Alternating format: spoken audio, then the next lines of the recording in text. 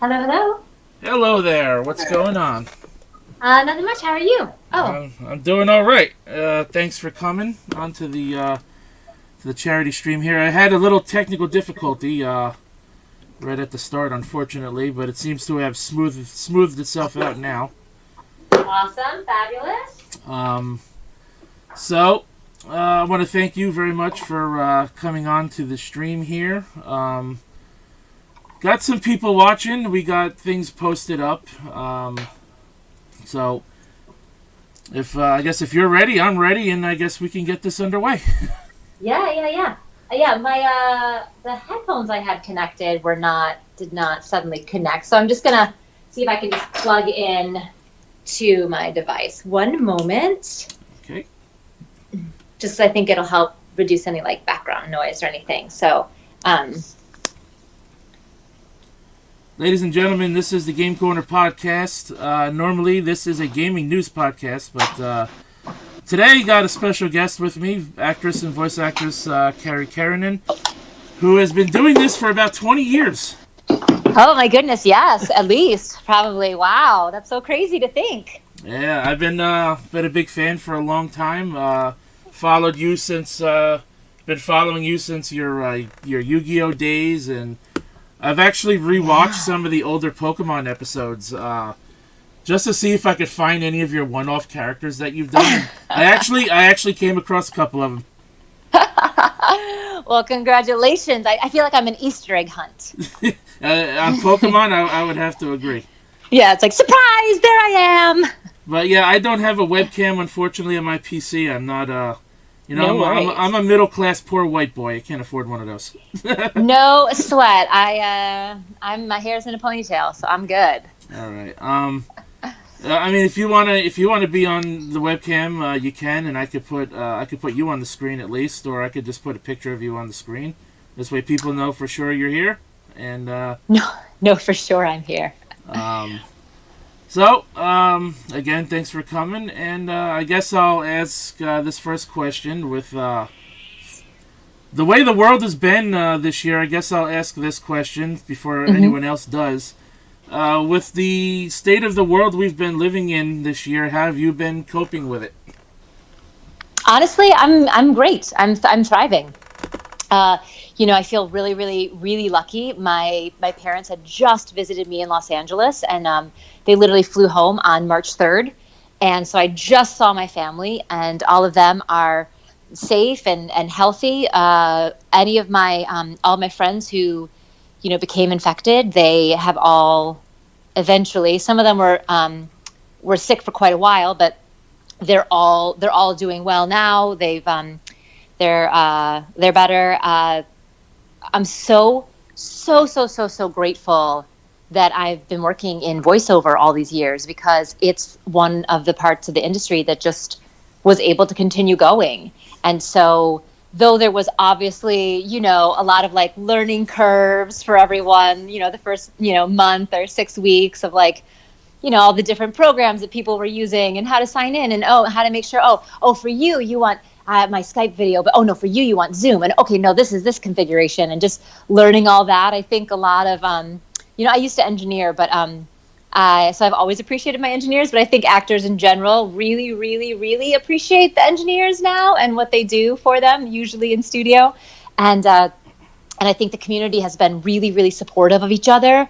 Just if anyone's having trouble, they're like asking for help. And a lot of people are just like there's so many people in our industry that are like so knowledgeable about this stuff, that they've been really so kind and generous in sort of sharing that knowledge and really helping everyone sort of like find a way to, continue working and make this adjustment and support each other through this process. And that's just been really wonderful to see. And it's just, once again, emphasizes and just shows me that like this community is such a beautiful community and full of, really generous, kind, wonderful people. And that's kind of a beautiful thing to be reminded of, even under such terrible circumstances. So it's been really great to be able to, inside of, this sort of devastating pandemic and this very abrupt, change of lifestyle for all of us, that this community in particular has really like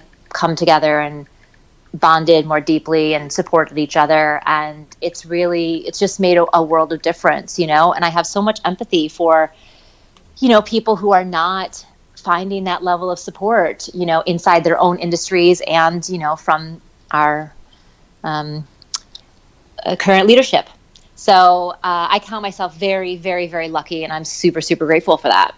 That's why when I emailed you originally, I'm like, I know a lot of people use Zoom and stuff, especially the schools and everything for the kids. Mm-hmm. So I'm like, I have Skype, I have Discord. I said, you know, if you don't use any of that, I said I could fumble around Zoom, and you know, it wouldn't take too long for me to learn it. So. Yeah, well, it's interesting, you know, to learn all these things. I actually, in the midst of all of this, so I have been directing. I've definitely been directing more hours over the last 4 years than I've been acting, for sure, because I've been directing pretty nonstop.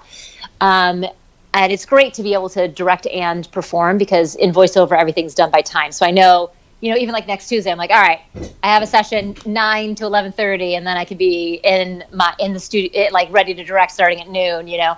So it's been great to be able to see both sides of that, and just like learning all these different technologies and how they work. And I actually was asked to reprise a play that I directed digitally. And so we ended up doing, instead of like a reading or something, because I don't really love doing that kind of stuff over Zoom, and there's like a lag. And I was like, how did I make this work? Would I be interested in doing it? And I ended up directing it. I used StreamYard, actually, which I had not heard of. I did not know about, you know, 4 months ago. And it was great. And it had so many great features in terms of like the different camera setups you could do and screen sharing. It was just, it was awesome. So I ended up using that. So I've actually been using Zoom probably the least out of anything. I've been either just doing smaller, like one-on-one FaceTime situations, or I guess I use Zoom at work. At work, we use it to send video, but that's kind of been it. I'm not, I haven't been big on like the Zoom hangout parties. I know a lot of my friends have been doing like a regular, like Thursday night or Friday night or something. But that hasn't been a way that I feel more connected to my friends. So for me, it's really been like more like one-on-one or small groups. Like I got Tara Sands and Erica Limbeck and Stephanie Shea and Susie who actually engineers, and she directs a ton. But I met her working on like Pokemon and Yuigoh back in the day at 4Kids. We all did like a categories game. We met a couple times and did like an hour of categories. But that's sort of it for me, like doing these like more like focused things, because I can't spend so much time on screens, you know? So, have you done any like voice acting and stuff from home prior to this year, or was like this year the first time you had to learn and figure out how to do all of that? Yeah, no, I personally had never done any sessions from home. I know some people who have done that in the past, but for me, I'd only ever done auditions from home. I'd never done actual sessions. So that was, and it is interesting to be like, okay, what do you guys need and how is this going to work? And just sort of being able to plan and set up. And it was definitely a learning curve. So would you say doing it from home is definitely a lot more challenging than doing it like at a studio like you normally would? Well, you know, I think for me, it's just like I like to be very responsible to the things I'm responsible for. And so at the beginning, like being like, oh my God, I didn't build this booth for broadcast quality. Oh my, is it okay? Is it all right? And I'd had some engineer friends who I was able to reach out to and send a sample to, who basically I'd already had mostly professional grade, like stuff, you know, because I was using an Apogee and I'm on Pro Tools. I've been on Pro Tools my whole life because that's what I learned when I first started working at a studio years ago. So I've always had Pro Tools. So it was really just like getting the internet hooked up and then trying to figure out just like the workflow, and, you know, having to buy things like, I had to make sure I had power running to my booth now because I had to have my computer plugged in because my battery is not going to last a 4-hour session, you know, that kind of thing. And then strategically like closing the certain doors in my apartment to then have the AC from my bedroom coming out into the hallway, which will cool off my booth so I could kind of keep that area cool. And just sort of like learning how to be more try and make it like more comfortable and usable, and just I think at first it was just so nerve-wracking to be like, is this good enough? Am I going to pass these studio tests? I don't want, like, you never want to be the one who's responsible for like ruining everything, and being like, well, everything was great except for her audio. And so I think that was very stressful, like just wanting to like show up and do a good job. But the actual like logistics of it weren't too terrible, because again, I had a lot of people. I have people I could call to like be like, hey, ask this question or ask that question, and get that support that I need. But I had very few upgrades I had to do. I basically just had to add a little bit more soundproofing and run power into my booth. That's basically the only things I had to change. At least you were able to get everything set up the way you needed it, so you wouldn't have to end up taking the hard L like unfortunately a lot of other people had to this year.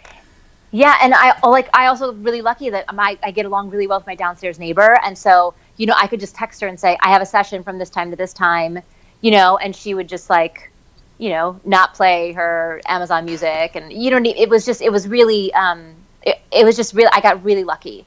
And I live in a sort of quiet neighborhood. Like, I live by a stop sign, so you hear like cars revving to go up the hill, from time to time. But I know, like, and again, like, I have friends that they live above a laundry room, or there was construction next door, or things like that make it really, really hard to be able to work from home. And so it definitely it was definitely harder for some people. And it's nice that now some studios are able to like have people in, so those people who can't have a home studio can now start to have some access to work, should they if they feel comfortable doing that.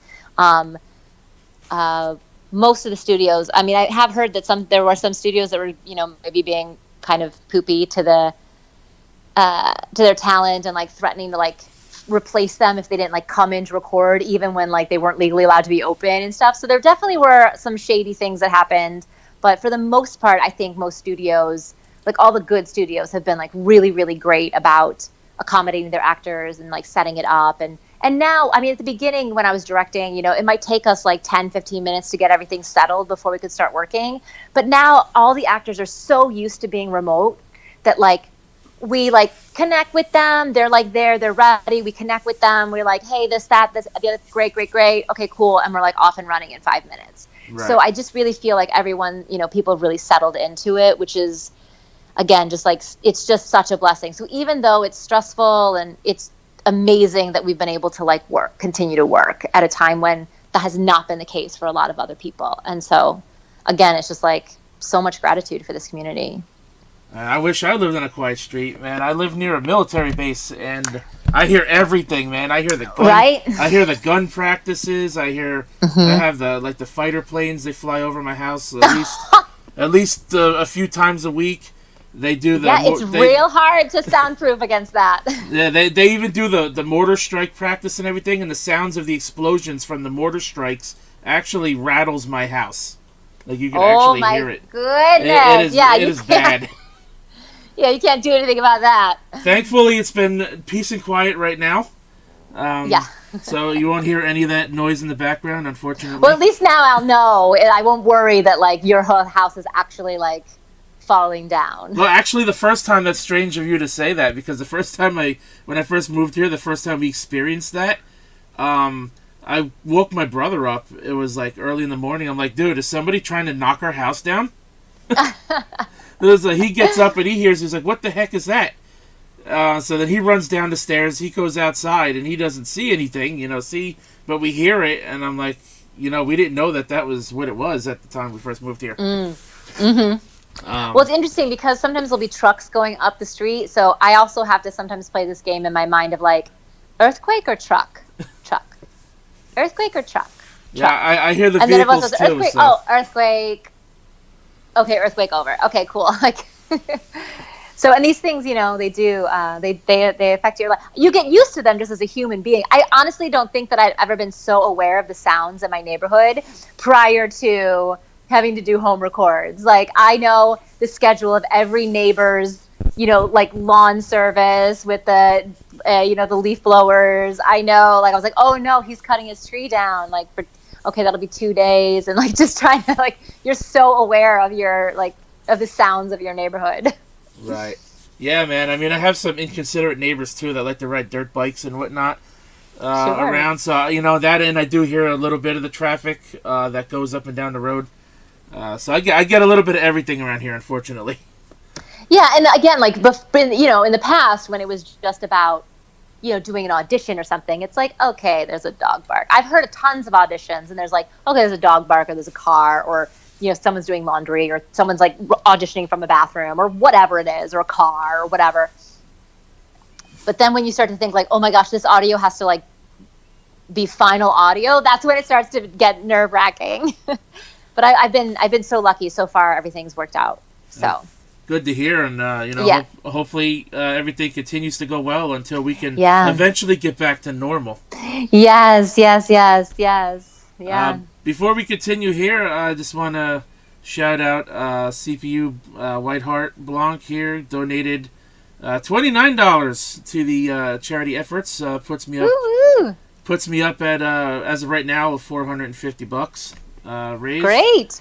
As a collective, we actually have raised so far this year, as a collective unit in North America and Canada, currently about $12.5 million for the kids and staff who helps take care of the kids. So we're all appreciative of it. Thank you very much. You know what, man? These streams, they're not, they're nothing without the people who watch and the people who donate. And you're actually the first guest I've gotten in 4 years. Oh, well, I hope I do not disappoint.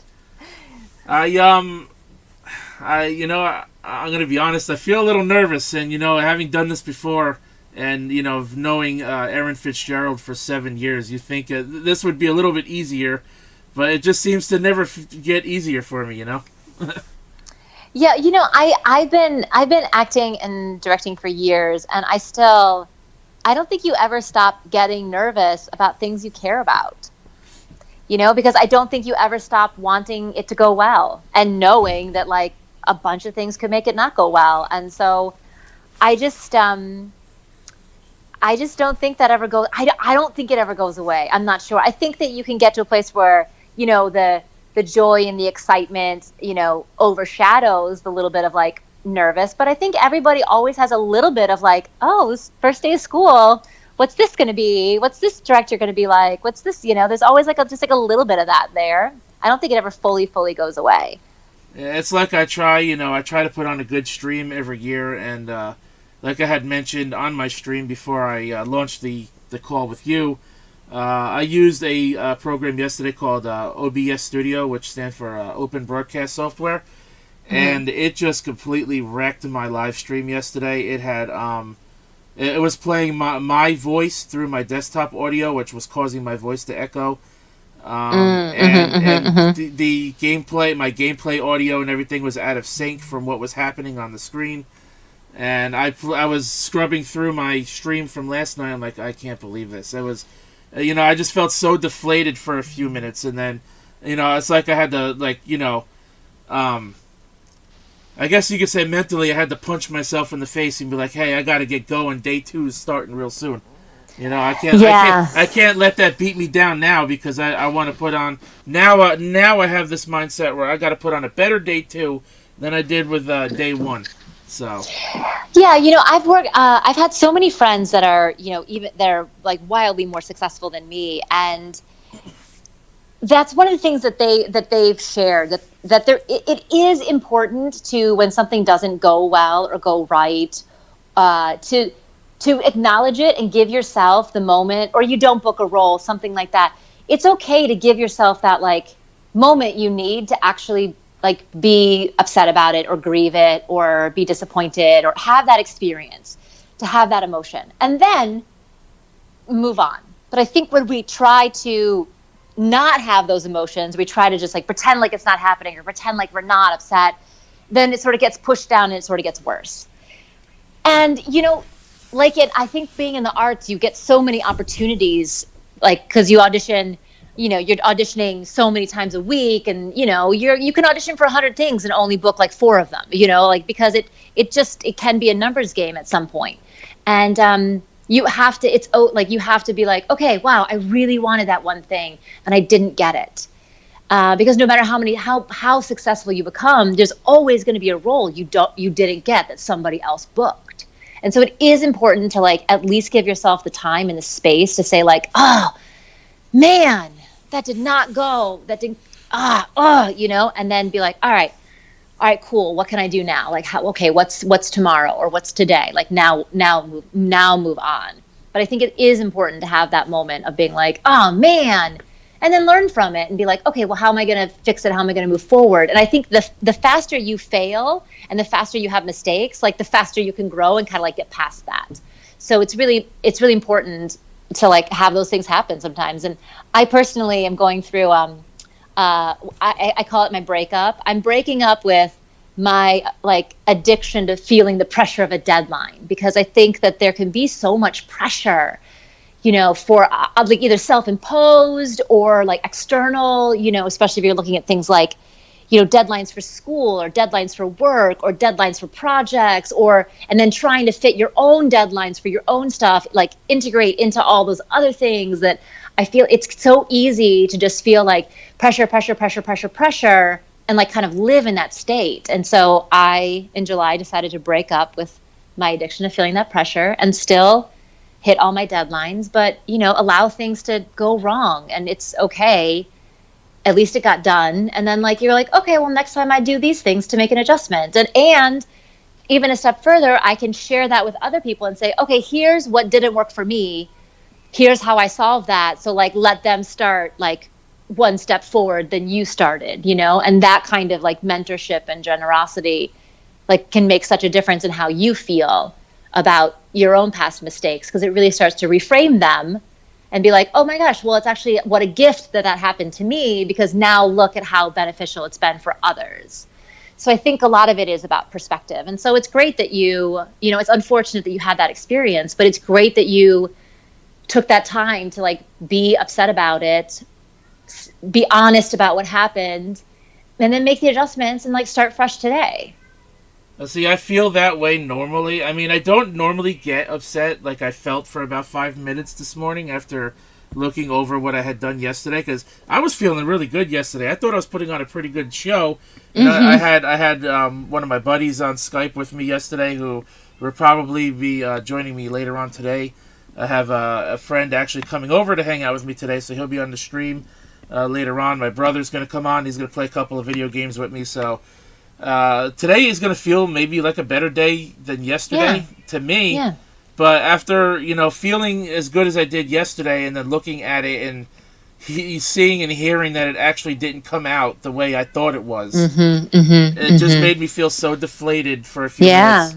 And then I just had to kick myself, especially when you're doing this for such a great reason, you're doing it as a charity fundraiser. So like that adds like extra, not pressure, but it adds like an extra feeling of like wanting it to go well, because it's not just for you. It's for like for something that really matters to your heart.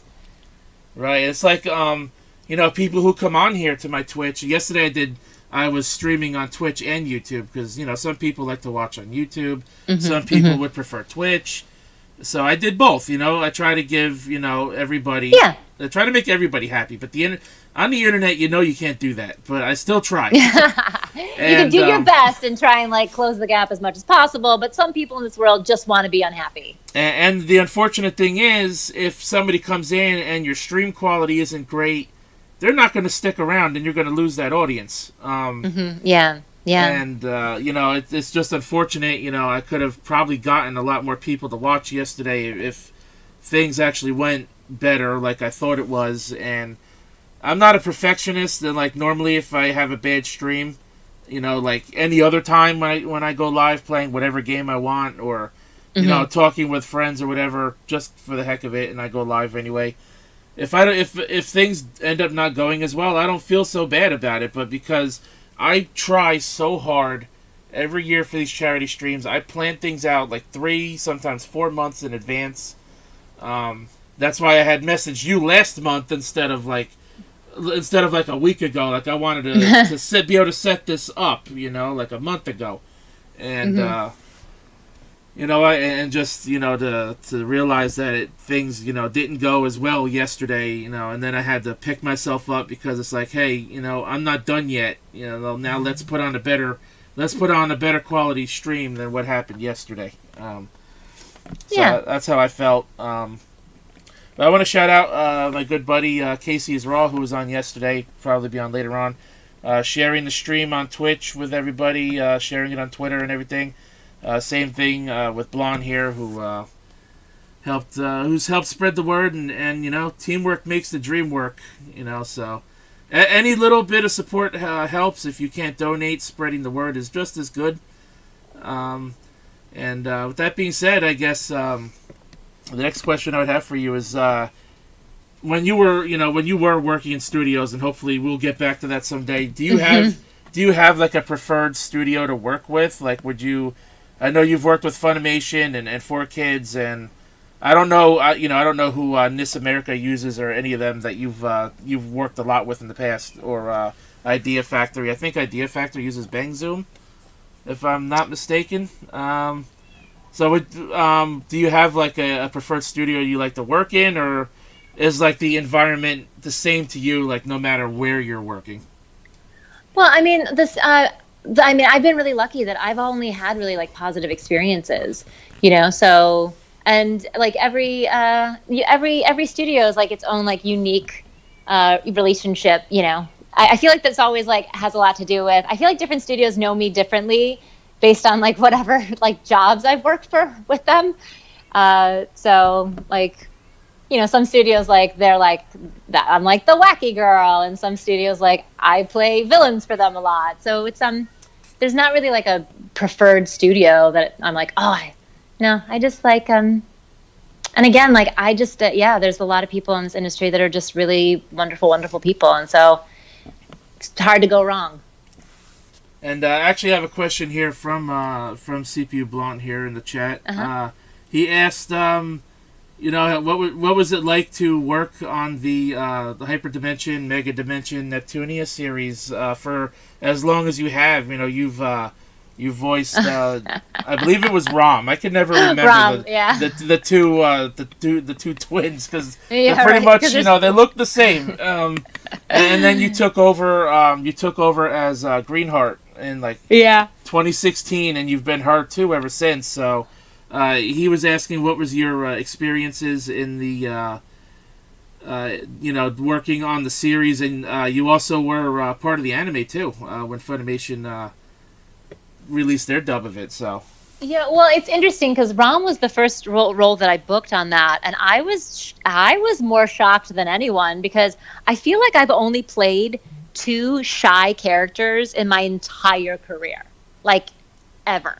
So, and it's and it's just funny, and at one point Alex Von David was directing me as Rom at some point. I can't remember when. And he was like, wait, you're playing who? And I was like, yeah, that's me. And he was like, what?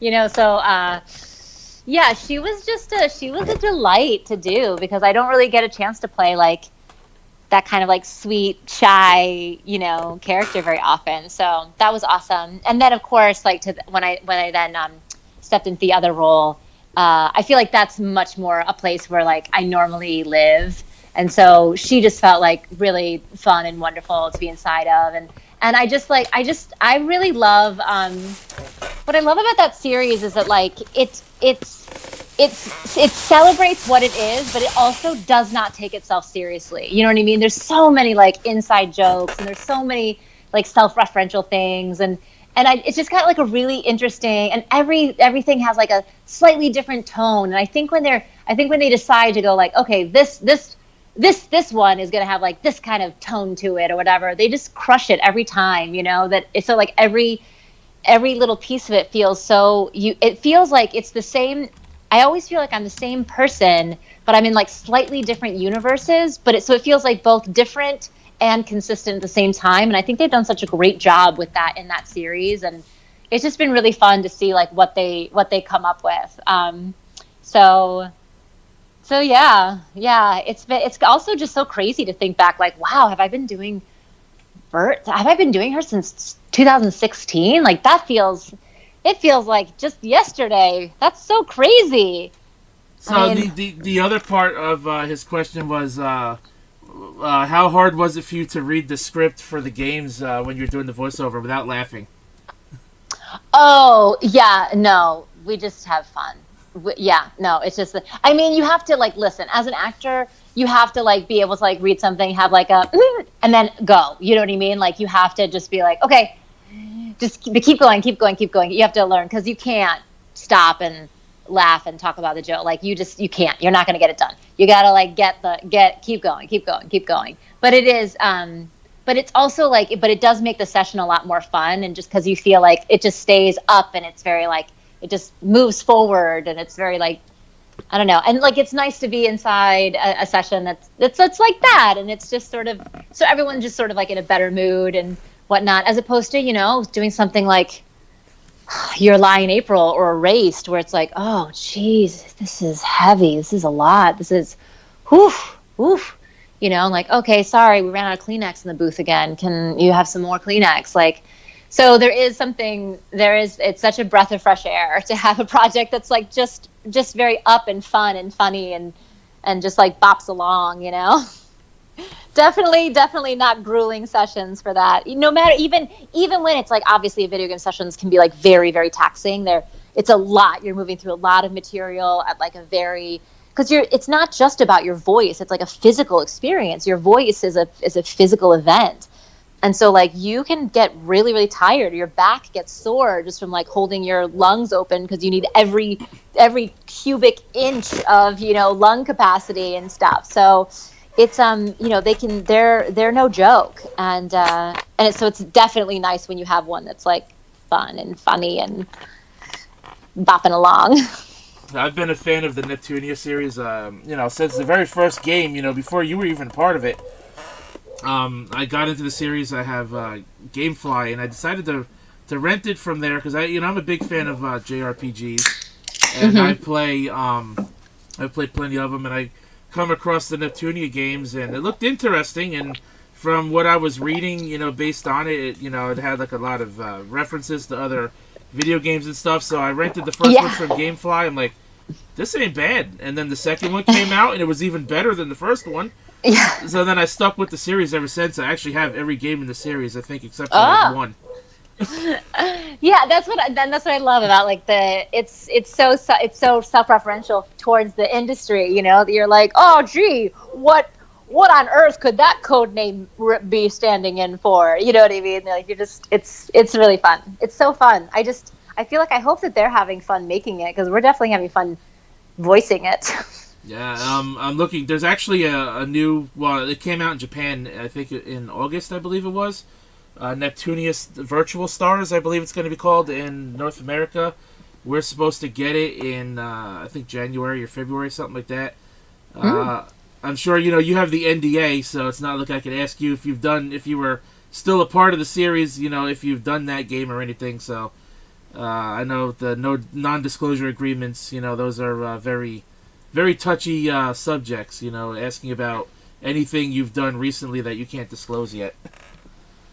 Yeah, well, I think that because, we're such a digital age and it's so easy to get information that and especially for video games specifically, it has such a long production lens that it makes sense that they want to be able to kind of control and there's so many people's eyes on so many things that it makes sense that they want to be able to control when the information comes out so they can kind of market it appropriately. Yeah, and then So unfortunately, I really respect the this NDA culture. Like I understand it, I respect it, I honor it, and I just don't talk about anything that isn't public knowledge ever at all. You know? right? Yeah, and it's unfortunate we have like so many people that will data mine things and hack into people's databases and will leak the information, and then I don't know why those people do that because then they end up getting sued usually. Well, it's so interesting to me. It's like it's a certain psychology that I feel like goes back up to like third grade when there was like always some kid who like needed to be the first one to know something because like that made them feel like superior over others. And you're like, okay, cool. So glad that you knew that 30 minutes before everybody else knew it. Right. Yeah.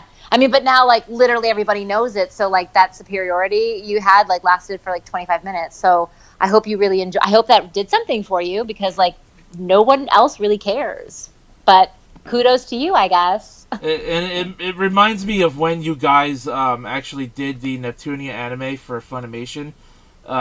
Being friends with Erin for as long as I have, and I know everything about the voice acting industry that I know from her. She's taught me quite a bit, and she posted on Facebook one time, dropping. I don't know if she intentionally dropped me subtle hints, but she was just saying. She mentioned like going to Dallas, and she had business to take care of, and she mentioned Mike McFarland, and I read her post, and I put those clues together, man. It was in the summer of, I don't remember, was it summer of 2016, I believe? I don't remember when the anime came out in English, but I put those subtle little clues together that she mentioned, and I'm like, she's going to work on the Neptunia anime. And it turned out 8 months later I was right, and I didn't say anything because I didn't want, I don't want anyone to get in trouble, and for all I know, that could have been wrong. Yeah.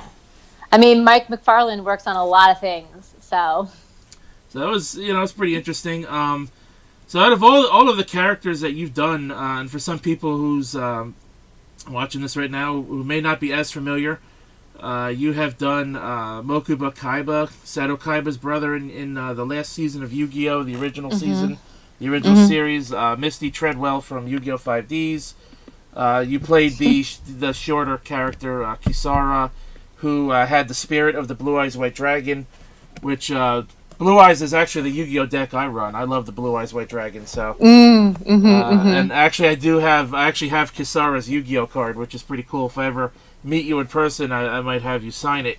Oh, for sure, for sure. And you've also done Persona 5 characters, Caroline and Justine. Is that correct? Yeah. Yeah. Of course, Rom and Vert, as I've mentioned, and of course, my current favorite character right now, Sara Valestein from the Cold Steel series.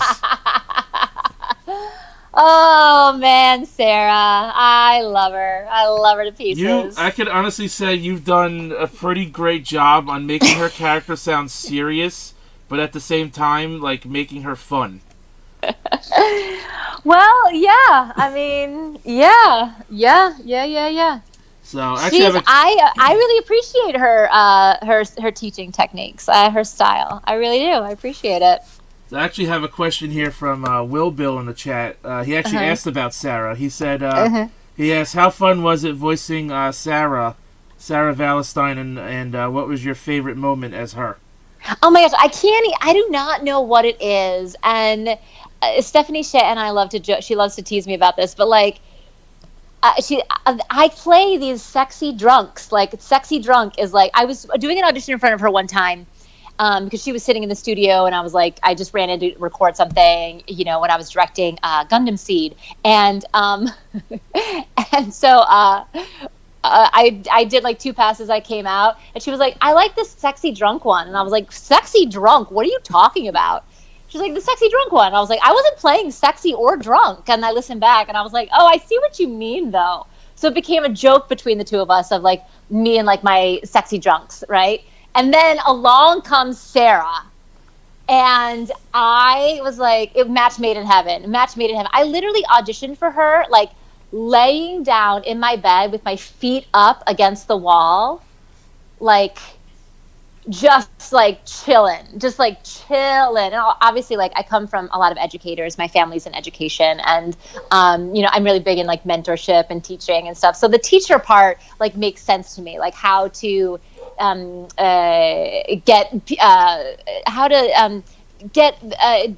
give information in a way that is digestible to others, Right. And I was thrilled when I booked her because I had so much fun. Even at the audition, I had a blast. And then I was like the worst at the when I was recording it. Like, how many times would I like say a line and then like have my little like commentary afterwards? Like, they were cracking up in the booth. I like was making the producer from the game company like blush quite often. It was so fun. And of course I got to be directed by Val, and Val Aram, she's so wonderful to work with. And I just love every opportunity I get to work with her and be directed by her. And she and I get along so well. And she like gets my sense of humor because I'm very, very close. I don't drink at all, which is the funniest part. Like I don't drink at all. And I'm not sober. I have like maybe like 2 drinks a year, maybe. You know, it's just not something I do. So the fact that I constantly book these women who are basically borderline alcoholics is really funny to me because like I don't drink, and I've never been drunk. Like I don't actually know what that is, but for some reason, like just the way that I am as a human being comes off like that is hysterical to me, and also like very confusing, but apparently people find it delightful, so that's the good news. And I just so many inappropriate comments were made about Reen. So many that but I just loved her. I love that she's like, get in there. If you don't die, you pass. Like, yeah, because in a way, like, especially in that world, especially what she's trying to prepare those kids for, really is a pass-fail situation. Like, you don't, like, you crush it and you survive, or you do not. You know what I mean? Like, so there's no room for coddling. There's no room for participation trophies. You know what I mean? Like, not what she's preparing them for. And then the fact that like it just continued to like grow into, you know, deeper relationships. I love playing mentors. Mentorship is something that's really important to me in my life. And then to have them build out such an amazing backstory for her was like very emotional. And like, honestly, we recorded some stuff, and, you know, the producer pulled me aside afterwards and said like, wow, we really thought it was going to take us like a while to get that section, and I basically got it in 2 takes. Right, that's pretty awesome. Because it was so personal to me. Like it's like how could I possibly have guessed that one night I'm like laying in bed, feet on the wall, looking at my ceiling, goofing off because there was this crazy drunk teacher, and that it would become the story that I would ultimately be able to tell. There's no way I could have ever predicted, you know? Right. So I just love her. I love her so much. And I also like, I'm not sure, sometimes people are like, she's my favorite teacher. I'm like, but is that a good thing? I'm not sure. I mean, yes, but also I like the fact that she's a little complicated. Right. But her heart is always in the right place. And I think that's what really matters to me. How you doing, Dan? I'm doing all right. Hi, Dan. Hello. Welcome. He just arrived. He's gonna be hanging out with me for the rest of the day, and into the night. I feel like you only had a chance to ask me like 5 questions, because you would ask me a question and I would talk for 12 minutes, and then you ask me one question and I would talk for 12 minutes. Hey, you this know is what? How interviews with me go, Joe. You're welcome. I will sit here and listen to you talk all day long if I have to. But so with the Sara character, you know, I don't even remember exactly how the line went, but she mentioned, I think it was in the first or second game, she mentioned, you know, relaxing with an ice cold beer. I guess you can't relate. I mean, like, I love sparkling water. Just the way that line came off, I'm like, wow, she really loves beer. I wonder if she actually drinks for real.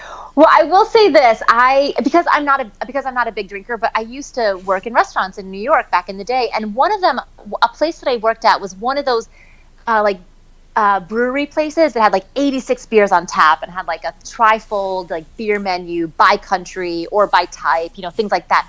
So in order to work there, I learned a lot about beer. So I actually know a ton about beer. And if I am like, the few times I'll be like, I feel like I want to drink.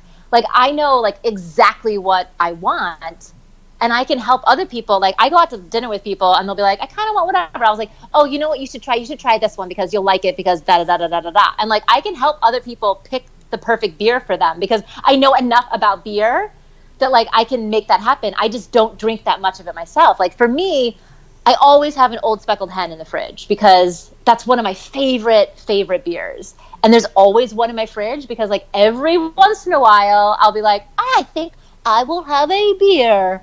But I mean, the reality is that I just work a lot, and I'm just like a little bit of a type A person, and I don't love not feeling like clear in my mind, especially if like it's going to affect me the next day. Like because if you have like, you know, this idea of like the hangover, I'm like, well, I don't want to be feeling like still confused and fuzzy tomorrow morning because I have a beer tonight. Like that seems like a terrible idea. Like I never liked the idea of having a hangover. So I'll have like, but I can literally, I'm also such a I'm such a lightweight that you'd need a new word for me, because I can have like 7 sips of beer and then be like already buzzed. So wow.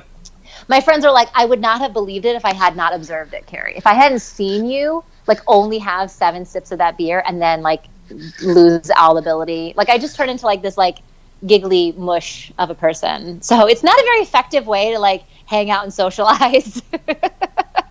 So I just don't really do it. But I know a ton about beer. So that's my superpower, is that I can get you the perfect beer. Karina 89, thanks for the follow on Twitch. Really appreciate it.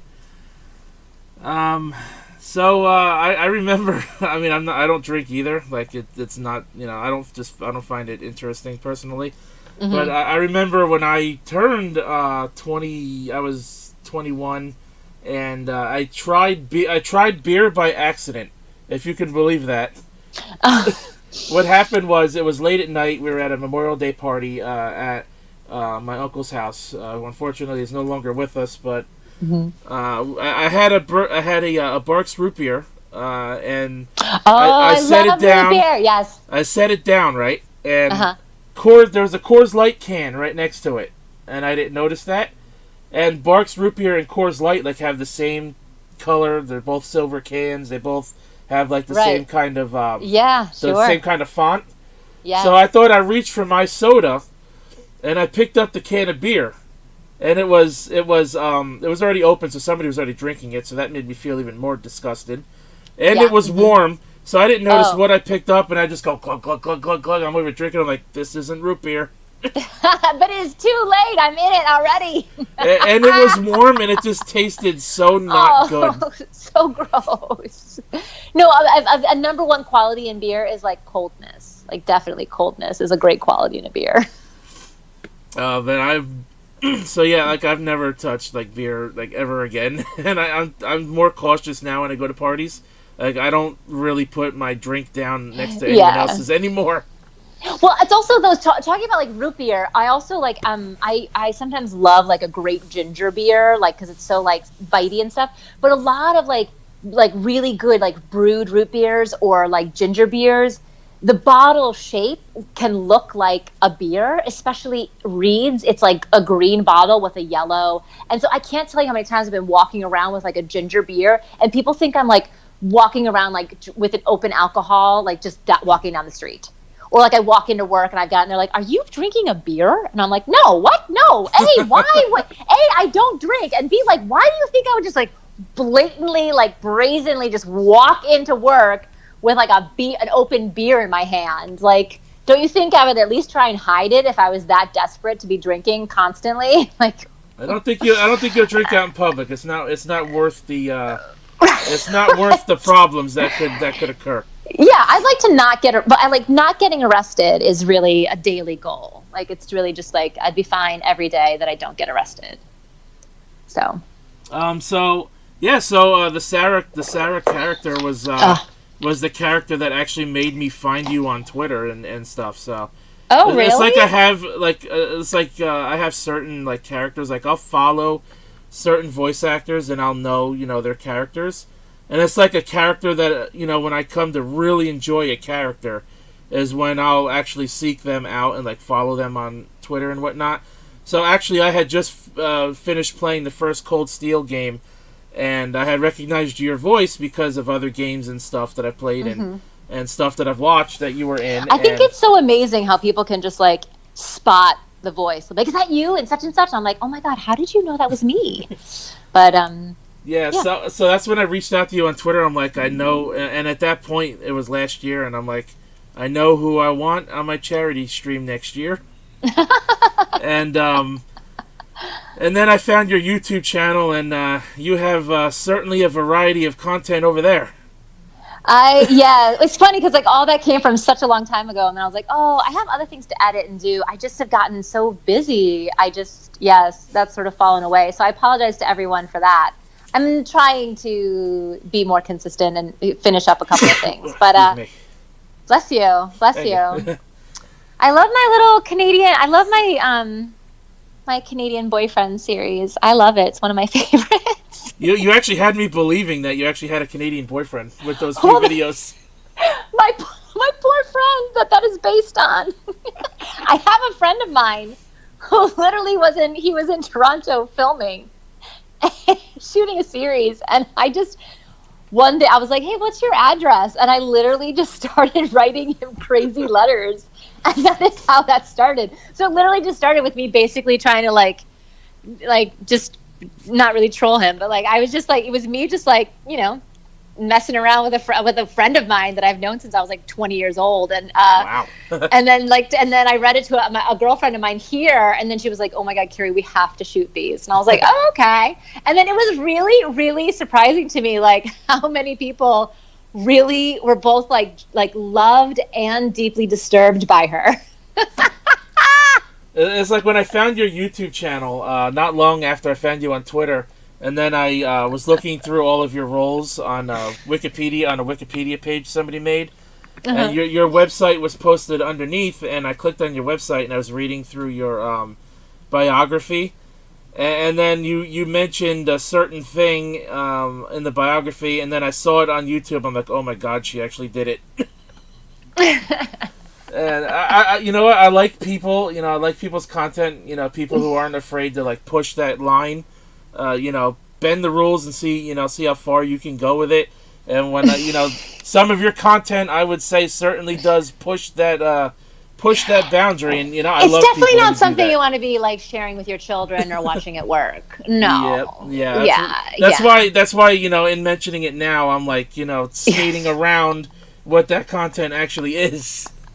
But people who enjoy that dark humor, people who can still feel comfortable doing stand-up comedy and making jokes that certainly wouldn't fly in today's culture, and doing the kinds of videos that push those lines, push the rules, and push those boundaries to see how far how much you can get away with. I was watching that content. I'm like, I hope she makes more of this. Yeah, I'll see about getting back to that. You actually had mentioned on Twitter doing a Q&A, and you were going to upload it, I believe, on YouTube. Yeah, I just never seen it yet. I was wondering if you forgot or if it just fell through. I haven't forgotten. I just so here's the thing. Like I mostly direct foreign language content, right? For honestly at this point mostly live action, because it's very, very challenging. I happen to be really good at it, and so I just keep getting hired for it over and over again. And because of COVID, productions had to shut down and then sort of restart, and so timelines just got just jumbled all over the place, right? So I had a couple of projects that were supposed to go like this one. It was supposed to go Baby, then Patria, then another one, but they all got like mushed together and on top of each other, and then one got pushed, but then it got moved back up, just because it was so unpredictable when people were going to be able to get back to shooting and whatnot. So here I was like having more free time, in May and June, and then I have literally been working 12-hour days. I've been working 6 days a week, Monday to Saturday, since July, and I've been working 12-hour days.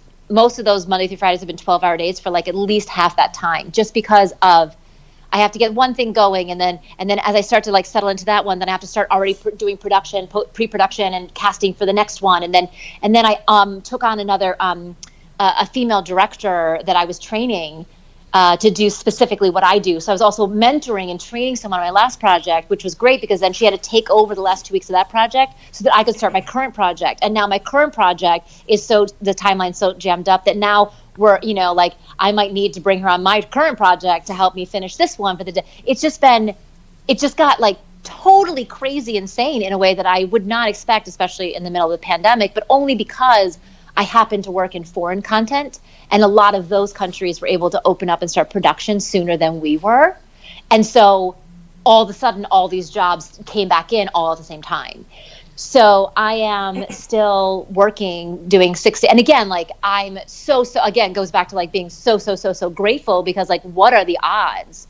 There are so many people, like one of my dearest friends, she, once the extra stimulus went away, she's like getting $80 a week, and so It's really, it's really, really hard for a lot of people right now. So obviously, like I recognize, how like what a unique and really blessed situation I'm in. However, it's meant that I have zero free time to do anything else. So those videos are coming, but it won't be until December because I'm not wrapped until December 4th. But they are coming. I've had people be like, "Hey, you're going to do this?" I'm like, "Yes, 100%. I have all the replies I got from that. So 100% definitely going to happen. I promise." Right. Dan, you want something to drink before I continue? You're all right? Yeah, I'm fine. I can wait. All right. So it's funny you mentioned how it's pretty crazy how some people could just pinpoint who voices a certain character and stuff, and like I said, I know everything I know about the industry because of Erin Fitzgerald, knowing her for the past 7 years, being one of her Twitch mods, being at one point a Discord moderator for her server, and one time she hired me to make a video demo reel of some of her video game characters. And while I was working on it, she gave me the directions, who to put in it, place this person here, place that person there. And then she would give me like free reign, some free reign if I thought I could make a better decision on it. And she said I could do it that way. And she would tell me like, listen closely to the different tones and the range of voices between characters. Listen closely to the tone of their voice, of the characters' voices, and make your decisions how you feel and whatnot. So she actually taught me, how to pinpoint how to like recognize vocal prints. Yeah. And it's really cool that she did that. And I don't like to mention this too much because I don't want to feel like I'm bragging, but I've done that for her. I actually had to have her agent approve it because she was using it as a video resume to help her further her career. So, and so that's pretty cool. I have another question here. I just saw it. Who asked that question? Where? Oh, Blonde asked. You mentioned Canada. He wants to know what's your favorite Canadian food. Oh, Canadian food? I don't know what Canadian food is. All right, Blonde, if you have some examples, feel free to post it. Yeah, I mean, I remember when I was in Canada, like the very last time I was in Canada, they were like, "Oh, you got to try this," and it was like, what's it called? It's the thing that they serve on fries. It's like their gravy that's like very interesting and weird and specific.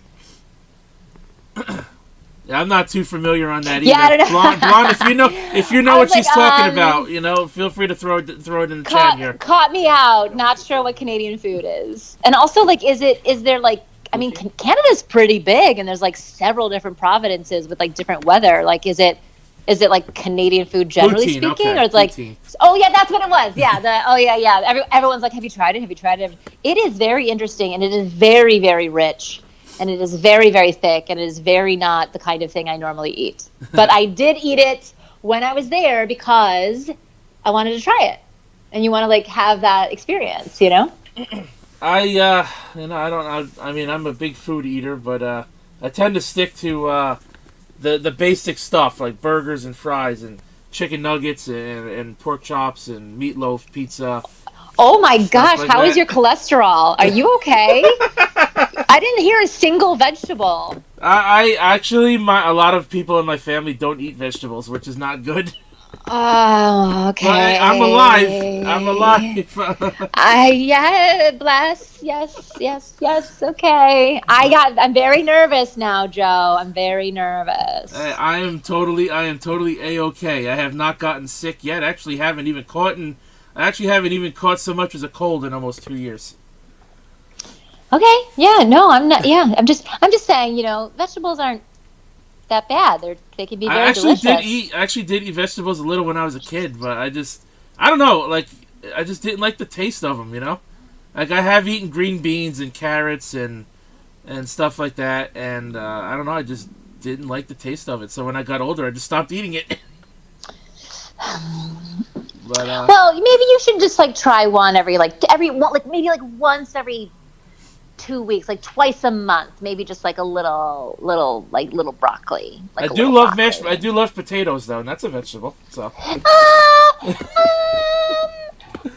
what I but mean. next so since you've done acting and voice acting, do you prefer just to be called an actress when people refer to you, or do you not have a preference? How do you mean when people refer to me? Like, like I've been saying, throughout promoting this, like, hey, I'm going to be on with voice actress Carrie Keranen, or lately I've been saying actress / voice actress because I don't know, some people like Erin has Erin has a preference. If you call her a voice actress, she'll correct you and say actress. Yeah, I just I'm not. I don't think I'm not. Yeah, I don't think it's that. I don't think I have a strong opinion either way. I think that a voice actor is just a designation of a specialization, but like already implies actor. Right. Yeah. And She said the like same thing. She goes, voice acting is still acting. So yeah, and I mean, I like really, like there are like it's not just about making fun voices because you have to be able to take direction, and I can tell from an audition whether a person can act because I can tell whether or not they've made choices or whether they're just like I'm talking in a voice and I talk in this voice and I'm doing everything in this voice and this is what I sound like when I'm upset, and then when I'm sad I sound like this, and then when I'm really excited I sound like this, and I'm just a voice and it's just a voice and I sound like I'm talking to the same person every time. Like you're like there's no acting in that. There's no choices. There's no relationship. There's no emotion. There's no context. There's, you know what I mean? So you're like, you can't hire that. You can't work with that. What are you going to do when you get them in the booth? Like, they don't know how to act. Like, I can take any actor who's maybe never specifically voice acted before and help them through that process because they're just applying what they already know about their craft that they've taken the time to learn and build to this new dimension or this new area. But I can't take someone who does not know how to act and like teach them how to craft meaning for themselves like on the job. Like I can't get that done. That's not. So like for me, it's just like no, you're an actor, but like you can specialize in voice acting, or you can be really great in that particular category of acting. But like a lot of voice actors I know like act in multiple ways, or have in the past acted in multiple ways. If maybe now they found that like this is the thing they prefer over other things, and it's really where they put most of their time, energy, and attention. But I mean, living in LA, like everyone's still auditioning for all sorts of things. So, yeah. So I don't get that. I don't know. I don't have that strong opinion about it, I guguess. I mean, I just want to feel politically correct because I want to be able to refer to you however you want to be referred to. As just Carrie also works. And like I mean, I was just mentioning the actress part for like people who see this maybe don't exactly know, and maybe take a little interest, just in case. Well, I mean, I would like if like we're talking about that, then like I would go like actor / director because I feel like that's another dimension that's actually a different thing rather than like actor / voice actor because those feel like just to stay. That's like the same dimension. It's still acting. So when you I don't know. So when you got into acting, was it something you always wanted to do from like an early age, or was it something you got into like after high I think, school or something? I mean, it's definitely something that I got into. I tried everything I could to not do it, and then ended up doing it anyway. So you had to like you went through like college and all that other stuff. Yeah, my degree's in linguistics, teaching and learning methodology, teaching and learning methodologies, and I mean, I took some like acting classes in college that I could take, but like my degree is not in theater. I have a liberal arts degree, and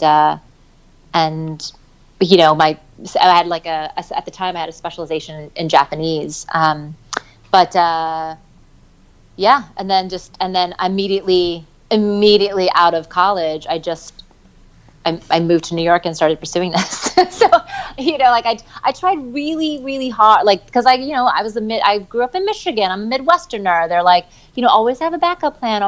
You can do that, you know, if you want to, but always have a backup plan. And like, you know, so I did the stuff, and I went to, high school, and then I went to college. I went to a really great college. I got a really great education. Like, I took so many different classes. I was taking 16, 18 credits. I technically could have graduated. I had enough credits and all of my qualifications. I could have graduated one semester early, but I still just took like a full like 18 credits my final semester, because I love learning, and I was just taking a bunch of classes on a bunch of different things, and had a great education. And while I was doing that, you know, on the side, quote unquote, I was like doing 6 to 8 plays a year, you know, and doing short films with the film department and stuff. But that always was like the side thing, and never, never the main thing. And then as soon as I left college, I just started pursuing it. And then, you know, got really, really, I mean, honestly, it's such a combination of being ready and having the skill, but also like just having the opportunity come up that is right for you, that you can like grab onto. There's so many studios that I've been so lucky to book the first job I auditioned with for them, because not every role gets auditioned for, right? There's a lot of roles. Even right now, I auditioned, I think like six to eight roles, actual auditions. Is it anything you can mention? The other 25 to 40 people I need to cast, no auditions. It's just me casting them, just straight up casting them based on previous auditions they sent in, based on having worked with them previously. There was a woman I cast as like a main character who didn't need an audition, but she's a really important character for like half the series. And I cast her off of a callback she had with me almost like a year and 3/4. A year ago this past summer, she had a callback with me for some other project, and listening to that callback, I cast her on this project. So it's like when your work speaks for itself, then that's when you also can be hired just to be straight hired and get straight offers, as opposed to the roles that you get from straight auditioning. So there's sort of two, and like the auditioning comes from like the audition, and every other role you book is going to come from your relationships and your work ethic, and how people like all the other auditions you get. So even if you send in an audition and you didn't book that role you auditioned for, if you gave a great audition, that audition could earn you another role somewhere else. So like but you have to be consistent and be showing up consistently, and then they get to know you, they get to know your voice. So I can't tell you how many things that I've booked, even things that we've talked about today, that like didn't necessarily come from me just like blindly sending an audition to someone. You know, it was being booked off of like their working knowledge of my body of work. And so, you know, that happens a lot. So I forget why I was talking about that. I've now reached the point where I'm just like, I'm losing my own tangents. You mentioned you did a few auditions. Is it anything you can mention, or does the NDA get in the way of that? I think Joe, a really good way to handle this kind of thing is that like you should just assume that I if I'm able to say something, I'll give that information. And if I'm not able to say something, I'm not going to volunteer that information. So you can avoid follow-up questions. If I were able to tell you, I would have said it, but I'm not, so I didn't. So we can just skip it. But so, I think with the NDA situation, where it does get awkward for me in interviews, generally speaking, or like in social media, generally speaking, when people then are like, oh, well, what was it? Well, can you tell us? And you're like, if I could tell you, I would have told you. Like, I'm not trying to like create allure for the sake of allure and like secrecy. Like, if I could tell you, I would tell you. And if I don't tell you, I cannot tell you. And whether or not I'm a part of a project, I cannot speak about it until that project is out, because that's what being respectful to my colleagues and my producers and my clients means. And so if we could all help each other be respectful by just like not asking. The answer is if I can tell you, I'll offer that information. And if I can't, I can't. But it does make it harder. So like, then should I not be sharing stories? Would you rather me not talk about anything? Like, should I just not say that story because like now you don't know what the project is? You know what I mean? Like, so we have to sort of make a decision as a community that's like, is it like we have to get used to this idea of being able to talk about things on a concept level without you feeling betrayed because I'm not able to give you like the specific information. Like, why do you need the specific information? You either think that I'm lying or what? Well, like, I could honestly say it was in that moment, it was the fan in me that came out. Like, oh, the curiosity, the curiosity behind it is the fan in me just came out on that instance. Yeah, there, I'll admit. Yeah, and I'm not trying to call you out specifically because I think it's something I think that's something that's so natural. It is it's actually even harder when like, I have good friends. We are good friends. We are in the same industry, and they book something and they're like, I just booked something, like, I can't say what it is, but I'm super excited. And like, we've finally been able to like really normalize the idea of me being like, I'm super stoked for you. Congratulations. I can't wait till you can share. Yes. And finding a way to be able to celebrate that without having all the details, because I think you're right. I think it is natural curiosity, human to human, that like wants to ask that question and wants that information. And then when we can't give that information, it then feels like this like it then feels like a separation between the two people. And so for me, I just try to like avoid that completely, so that way you don't then get that weird moment of like, oh, well, what is it? Oh, I can't tell you. Oh, and then it creates a gap between the two of you. It creates separation. And that's like, and then that doesn't help any relationships. I have a friend of mine, I was working with him and I was like, hey, how's it going? How you doing? He was like, oh, I just got back. I was like, oh, where were you? He was like, Canada. And I was like, cool. So anyway, because like if someone from LA goes to Canada, 98% of the time they're going there to work, okay? And 100% of the time right now in this industry, 100% of the time across the board, no matter what it is, commercial, video games, series, animation, does not matter. 100% of the time across the board, NDA is there. You cannot talk about it until you're allowed to talk about it. You cannot do it for anything, not even like a radio commercial. Like, you cannot talk about it. So as soon as someone's like, Canada, I'm like, great. So how was dinner? Did you have fun? Because I know they did something, and I know they're not going to be able to talk about it. Right. So I just don't even, you kind of just skip it, because you have to understand that, like, and there's some people who treat it like friend DA, like, oh, I mean, like, we're all auditioning for the same thing, so we can talk about it and talk about who's on the show with us. And you're like, well, no, actually you can't. And actually producers know that you're the ones who are sitting around a coffee shop doing that. And so, like, it becomes a conversation about whether or not I can book you because you're someone who can't keep your mouth shut. Yeah. And so it's really, it's important. It's really, really important to be like, it's not your it's not your IP, it's not your property. Keep your mouth shut. And I'm done with my soapbox. And Joe, that wasn't about you. That was just me suddenly getting on my NDA soapbox. Because I see some of my actor friends shooting themselves in the foot, because I'm like, you don't understand that people know you talk, and people know that you spill things on Twitter before you've been approved. And like, that's a problem. Stop doing it. So that's just my little PSA to any up and comers. take your NDAs seriously because it's going to be so exciting. You're going to want to talk about it. But like, I was in a Star Wars game and I had to keep that quiet for 2 years. I couldn't even tell my brother for 2 years, but you got to keep it quiet. Like, I called my agent and said, oh my God, it was Star Wars. Because she's the only one I could tell because she's legally bound by the same NDA. And she already booked me on it. And she was like, I know. So she was the only person who I could celebrate with because she was the only other person who knew the information. And that was it for 2 years. Wow, that's got to get tough. That's got to get really tough. The longer you have to keep quiet about it, eventually, you got to make sure you don't slip up or tell the wrong person by accident, or even just say it without even meaning to.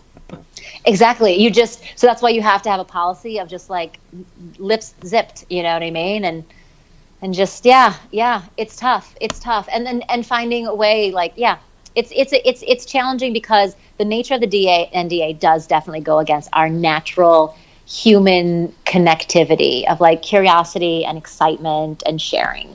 And that is tough, but it's necessary.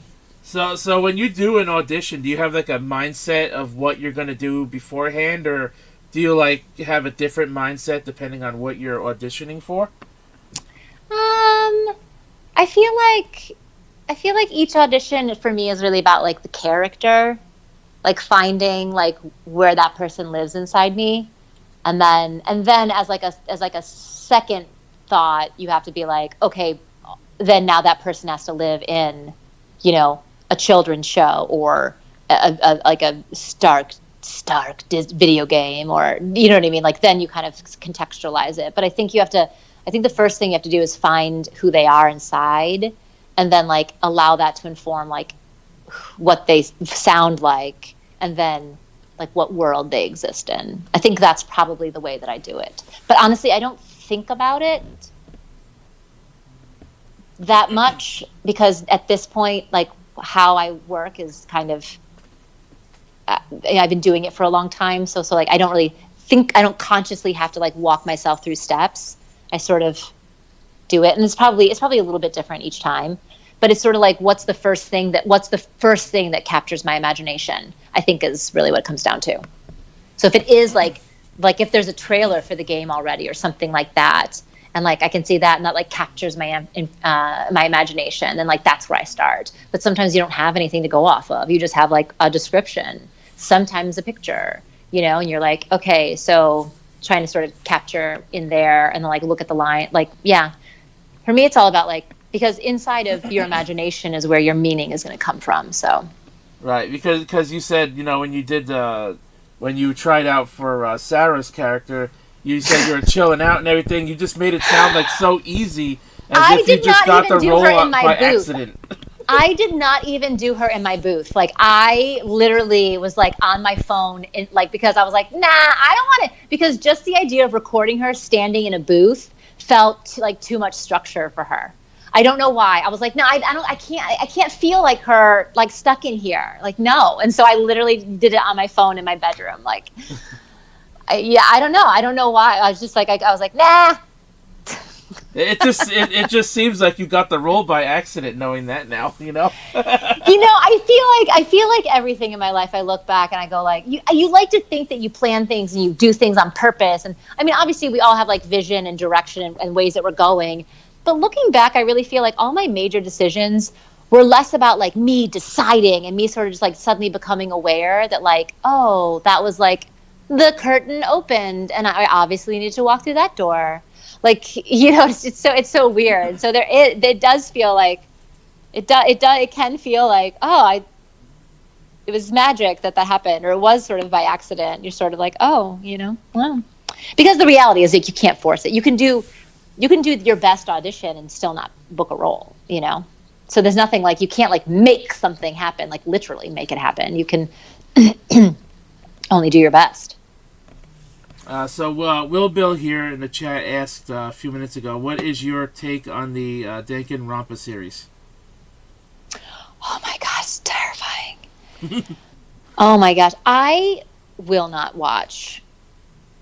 I like that is like one of the properties that I have been a part of that like I think it's brilliant, but like nah, nope, nope, I'm good. Like that is the stuff of nightmares for me. Like 100% the stuff of nightmares. Nope, nope, nope, nope, nope. Oh my gosh. I mean, just like recording it alone was like enough. And then the game was like, okay, all right, I get it, game, whatever. But the series, especially like the way that like I swear like I was traumatized by like just I mean it was a lot to record the end of that. And then I don't want to swear, but like what a mind F, you know what I mean? Like that's I mean they do such a great job with what they're doing, but like I'm generally not like a horror person to begin with, and that is like that just messes with you so badly. And I turned to my director and I was like, how many times do you have to record this? You know, because like he has to revisit the scenes over and over again, depending on how many people are in the scenes to record, you know what I mean? And I was like, just looking at just the parts I had to voice, I was like, and then when he told me everything else that was happening, I was like, oh my God, are you okay? Like, are you sleeping well these days? Like so it's one of those things that's like, I fully respect the creativity and the art that went into that and the story and like what they did and how they pulled it off. But like me personally, like I do not need to revisit that, and my psyche does not need to revisit that, and I will watch nice things before going to bed at night. Honestly, I'm not a horror person either. Like, My gosh. I think the darkest or most horrifying thing I could probably say is I've played the BioShock video games, and I know like the first one is probably the scariest out of the three. And like I'm just not a horror person. I don't watch horror movies or anything like that. But like I could watch my brother play Resident Evil, but I just can't play it myself. I just can't do it. You know, that's so interesting. I feel the same way. Like there's definitely things that I couldn't watch someone else play, because just that gives me just enough of like a separate, like, okay, this is not me. Like it gives me just enough of a separation that I can sort of like appreciate that. But I also like just don't really want that imagery. I'm like, no, I'm good. I'm good. I'm good. I'm good. I'm good. I don't need to be. I don't need it. Like it's like it just stresses me out, and then it's like not. Then it's like you've lost the whole point of it being like a pastime, like and for fun, because now I'm just super stressed out and I need to do something to decompress from that. Like that's counterintuitive, but I mean, but that being said, like there's such amazing storytelling that's happening, especially in the horror genre, especially over the last like 3 to 5 years. You know, such great storytelling inside of it that, you know, I wish that I had a better stomach for it, but I don't. So you've lived on the East Coast, and now you're on the other side of the country. Is it like do you feel like it's like such a different change of pace from being in one big city to living in another? LA and New York are wildly different in terms of the experience of being inside of them, and they're like uniquely brilliant and beautiful, but just wildly different. People say, when I first got here, people were like, oh, do you like LA? Do you like New York or LA more? And I'm like, literally, how do you possibly just like, it's like apples and oranges. Like, how do you even do that? They're just completely different experiences. But I'm really grateful. I mean, I'm really grateful that I, you know, cut my teeth in New York. It was a really special time for me. And I love that I was there.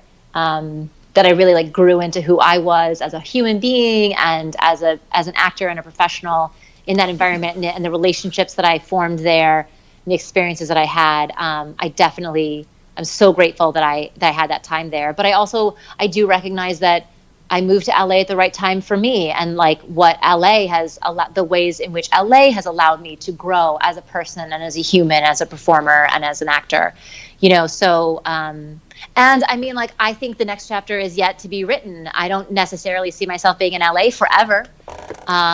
So I'm also open to like what that next adventure will be when it becomes revealed to me. So, yeah, I feel really, really lucky that I've been able to have both of those experiences, you know. But it's getting to be about 12:30 here, so I have another appointment at 2, and I need to make some lunch beforehand. Alrighty then. I'll just ask you, I guess, Yeah. one more question here. Yeah. Chat, if you guys have like maybe one more question, maybe Yeah, she could take it. or it can be like the speed round. Yeah, Like yes or or no, or like a lightning round. favorite color. But I guess my final question would be, out of all the characters you've done, I guess which one do you have a character you could say like was probably the most difficult for you to do, and do you have a Oh my series? Is there like a series, like a video game or an anime or TV show or something that you haven't been a part of yet that you would like to be a part of? I mean, I've definitely had roles that were difficult for me in different ways, but I think some of it was just like vocally, like Mami and Madoka Magica, like lived in such a very specific place, and it was a place that I had not normally worked. That took a certain amount of like concentration and presence to like make sure that was there. You know, Satsuki was challenging at first for like the kind of way I had to funnel her specifically. Justine and Carolina were challenging because like they're already tiny voices and they had to be so like specifically like she lives here, she lives there, but they both share such a tiny spot to begin with, and having Val help me with that. So there's been a lot of so I would say like the characters that have felt the most difficult have been like on a technical level in terms of just like making sure they lived where they needed to live in their fullness. And but like emotionally, I don't think it's been hard for me like to get inside of a character. Even that awful mother that I played in Erased, you know, there's always a way for me to like hook into someone's humanity. I think the kind of characters that I never book are the ones who are just like unemotional, because if like someone doesn't have a feeling about things, then I don't know how to play them. And then, you know, I mean, it's always such a, I'm not going to say anything specifically, but I will just say that it is always such an extra special joy and also extra special pressure to step into an IP that you have known and loved, just wanting to do it justice, and just and then also just the joy of being a part of it, you know, and there's so many listen, you're talking to an actress, like I want to be a part of everything, because you know, like there's so many things out there that I love. I'm like, I want to be a part of all those things because I love them. But so it would be impossible to say like, oh, this one. So Will, you got the final question here. He asks, Carrie, being that you've voiced characters in the series, have you actually played the Persona games? Oh, I am awful at video games. I'm just god awful at them. There was a time when I was dating someone and he had a PlayStation, and I was playing Spyro the Dragon, and I got like really good finally at like figuring out how to, because, you know, especially that one side adventure where he was on like a skateboard, and like it took me forever to beat that level, but once I did, I was like, oh my god, I feel like I understand how this controller works, and I was doing so great. And then we broke up, and then I didn't have a console, so I just then got terrible at it again. But like terrible, like just to be super clear what I mean by terrible. So I was at the studio in New York many years ago, and I was like, someone was doing construction, and I was like, oh, no problem, I'll just like play a video game in this studio while they work on the other studio, because I just have to be here today to just like, you know, let them in and let them out and just like be here while they're here, you know. So I didn't do work. I was like, I'll just like play a video game. And like Grand Theft Auto, one of the Grand Theft Autos was in there, and I was like, no problem. And I could not figure out how to like get in the car to like start the game. It's the one where like you are driving across a bridge and then the thing knocks over, and then you end up, you're in a prison transport, and you're free because there was a car accident, and then you can like get in the car, steal the car, and like start driving around and play the game. I couldn't get into the car on my own, and I took so long that the police showed up on the scene and rearrested me and ended the game. Oh wow. And Dan Green from Yuigoh fame, I love him. He came by and he saw me, and then I tried to start again, and I still was having trouble. And he came by and he saw me, and he was like, it was painful for him. Like, it was painful in his soul how awful I was. I get that feeling too. I get that feeling too when I watch like popular YouTubers play a game and they're just like not that good at it, and I just feel like I play better than them. I'm like, oh my god, this is hard to watch. Yeah, it was painful. So he came in. He was like, "Do you need help?" And he came in. He sat down for like 20 minutes, and like, first of all, he like got me in the car and moving around just so I could see, so he could do it, and I could watch him do it, and then he would hand it to me, and then be like, this, that, and I was like, oh, gotcha. So I was able to then play a little bit. But again, I don't have any consistency, so I won't I'll then lose my skills. And then I was at like a convention, and Laura Post and I were playing. It was like right when the Kill la Kill game came out, and so Laura Post and I got to play each other at that game, and she was like just crushing me every time. But I just felt good that I was able to like figure out how to activate some of their moves and not just like smash the controller. But we also played for like a solid 45 minutes. And by like the 45-minute mark, I was starting to be like, I think I'm understanding. But then again, like our gameplay was over, and I again, like, no. So I'm horrible. So what I tend to do is I'll get a copy of the game and I'll give it to my friend and I'll make him play it and then screenshot me the parts that I'm in, so that in other parts of the game he'll share his recordings with me so that I can then like see what the gameplay is like, because I'm so bad I cannot do it. So it's pretty terrible. Well, guys, I think we had a good almost hour and 45 minutes here with Carrie. I appreciate it again. One thank you certainly doesn't feel like enough to express my gratitude for you coming on today. Happy to be a part of it. To end the interview and Q&A, would you be willing to end this off with like a short line from one of your characters? Well, I guess since you one of the first ones you brought up, I can do a super retro version of hold on, let me think of the line, what it is.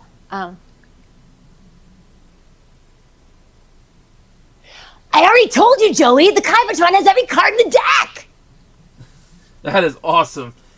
And the fact that you went all the way back into Yu-Gi-Oh! Too, that's like a blast from the past. All the way back, right? All the way back. A blast from the past, man. That is awesome. Yeah. Well, I greatly appreciate you, Carrie. I'll let you go now and have a delicious lunch. And yes, and my lunch will include vegetables, just so you're aware. Oh man, I have a feeling I already pre-cooked the broccoli, so that's what I do. You see, I just cook it. I cook a lot at once, and then I just like eat it for a couple of days. So it's just there, like ready and waiting.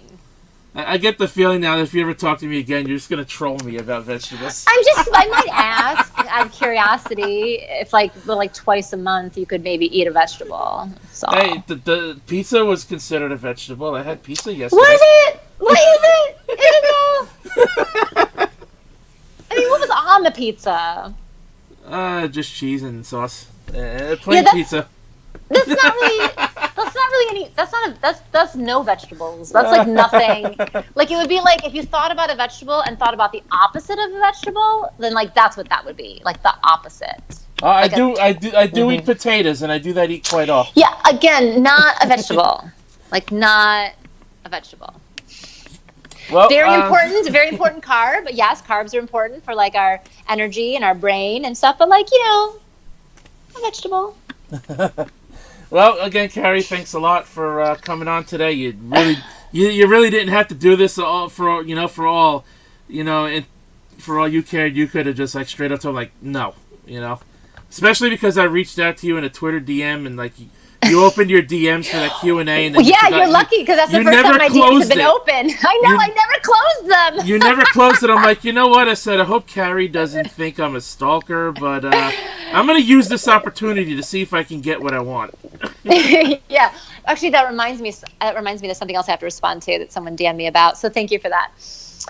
You have a good rest of your day, Carrie. I greatly appreciate it. And, if you have any free time later, you're welcome to come back to the stream if you so inclined. But I'll leave the invitation open. And for anyone else who wants to head out to in the Twitch chat, thanks for coming by. Thanks again, Blonde, for the donation. Really means a lot. I got a lot of stuff on tap for the rest of the day. I got got a couple Mario games. I got Pokemon. I got Need for Speed, and got a lot. Got a lot on tap. So if you stick around, thank you so much. And if you don't, well, thanks for coming, and have a good day, everybody. So long. All right, bye.